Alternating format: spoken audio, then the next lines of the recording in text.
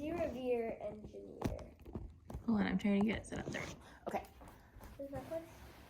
All right. Here it is.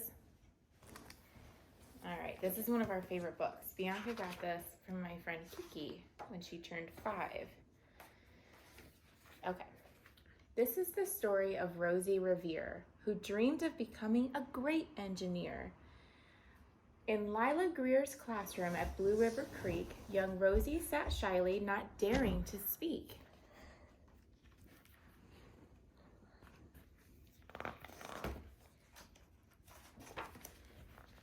But when no one saw her, she peeked in the trash for treasures to add to her engineer's stash. And late at night, Rosie rolled up her sleeves and built in her hideaway under the eaves. Alone in her attic, the moon high above, dear Rosie made gadgets and gizmos she loved.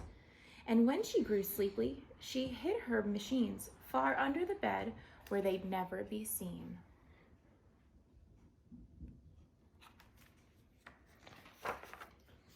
When Rosie was young, she had not been so shy. She worked with her hair swooping over one eye and made fine inventions for uncles and aunts, a hot dog dispenser and helium pants. I like the hot dog dispenser. Yeah, that one's my favorite too. Yeah, and helium pants. That's pretty funny. Mm-hmm. The uncle she loved most was zookeeper Fred. She made him a hat to keep the snakes off his head from parts of a fan and some cheddar cheese spray, which everyone knows keeps the pythons away.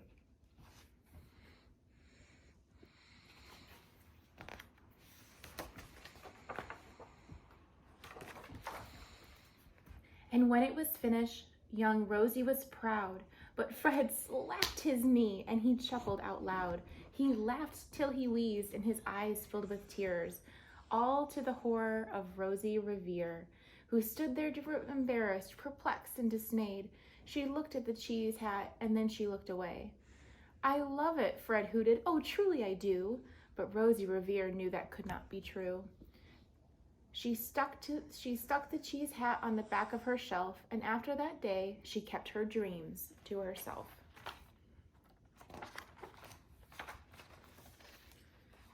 And that's how it went until one autumn day, her oldest relation showed up for a stay.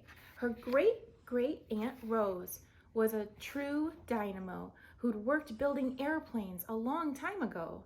She told Rosie tales of the things she had done and goals she had checked off her list one by one. She gave a sad smile as she looked to the sky. The only thrill left on my list is to fly. But time never lingers as long as it seems. I'll chalk that one up to an old lady's dreams. So there's Aunt Rose, and she used to build the airplanes.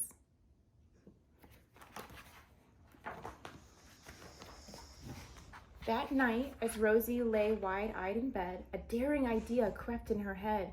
Could she build a gizmo to help her aunt fly? She looked at the cheese hat and said, no, not I. But questions are tricky, and some hold on tight, and this one kept Rosie awake through the night. So when dawn approached and red streaks lit the sky, young Rosie knew just how to make her aunt fly.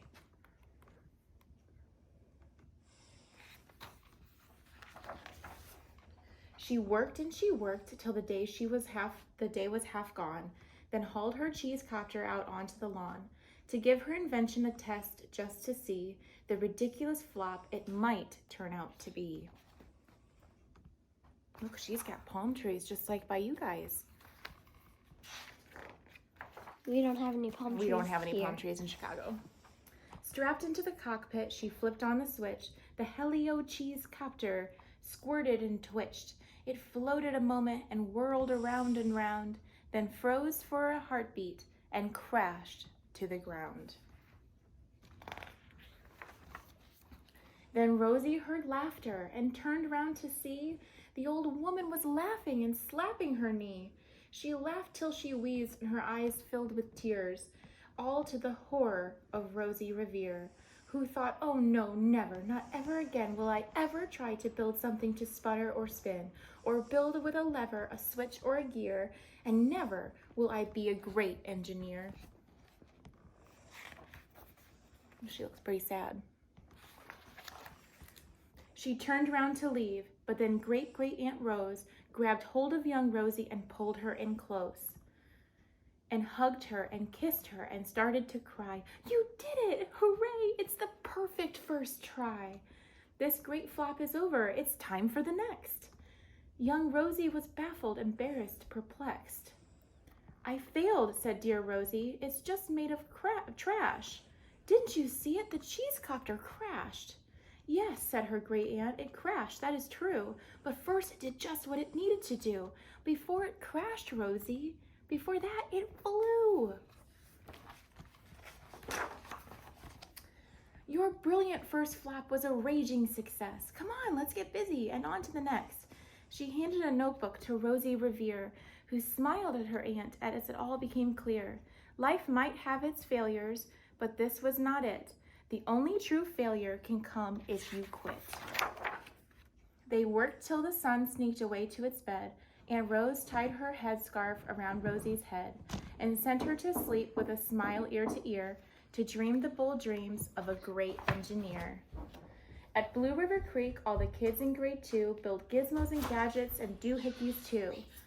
With each perfect failure, they all stand and cheer, but none quite as proudly as Rosie Revere.